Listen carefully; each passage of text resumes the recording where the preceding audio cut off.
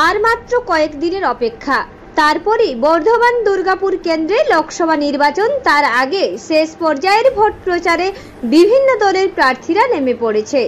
বাদ নেই বিজেপি ও এদিন রাত্রিবেলায় বর্ধমান দুর্গাপুর লোকসভা কেন্দ্রের বিজেপি প্রার্থী দিলীপ ঘোষ জনসংযোগে আসেন বর্ধমান স্টেশন সংলগ্ন সবজি বাজারে এবং মাছ বাজারে। সবজি বাজার এবং মাছ বাজারে বিভিন্ন ক্রেতা বিক্রেতার সঙ্গে তিনি কথা বলেন, বিভিন্ন সবজির দাম জিজ্ঞাসা করেন। তারপর তিনি সাংবাদিকদের মুখোমুখি হয়ে কি বললেন আমরা শুনে নেব। এমনি সকালের দিকে অনেক বাজারে গেছি, এখানে স্টেশনের কাছে যে বাজার আছে সবজি বাজার বসে, টিএমসি কে পয়সা দিয়ে ওদের বসতে হয়। সন্ধ্যাবেলা বহু লোক আসেন ওখানে, বাড়ি ফেরতা সবাই সবজি নিয়ে যান। আমাদের মনে হলো যারা গ্রাম থেকে আসেন এই ধরনের সবজি বিক্রি করেন একবার দেখা করি।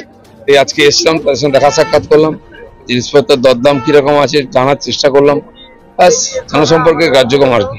দাদা, যেখানে যাচ্ছেন কিছু জায়গায় তৃণমূলের কর্মীরা গো ব্যাক স্লোগান দিচ্ছে, তারা কেন দিচ্ছে স্লোগান? এখন আর দিচ্ছে না, ঠান্ডা হয়ে গেছে, আর দেবেও না। সাধারণ মানুষের নাম করে বলছে, কিন্তু হাতে ধরতে বলবে। সাধারণ কি অসাধারণ বোঝা যাবে তো? সন্দেশখালীতে কিরকম সাধারণ লোক যেমন জুতো নিয়ে তাড়া করেছে, মন্ত্রীও ঢুকতে পারেনি।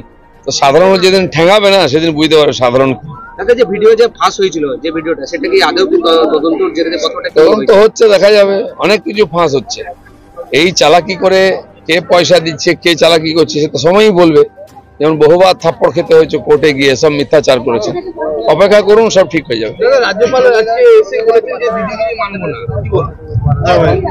বাংলার লোকই মানছে না, উনি কেন মানবেন? পূর্ব বর্ধমান থেকে দেবাশিস ঘোষের রিপোর্ট, রূপসী বাংলা মিডিয়া।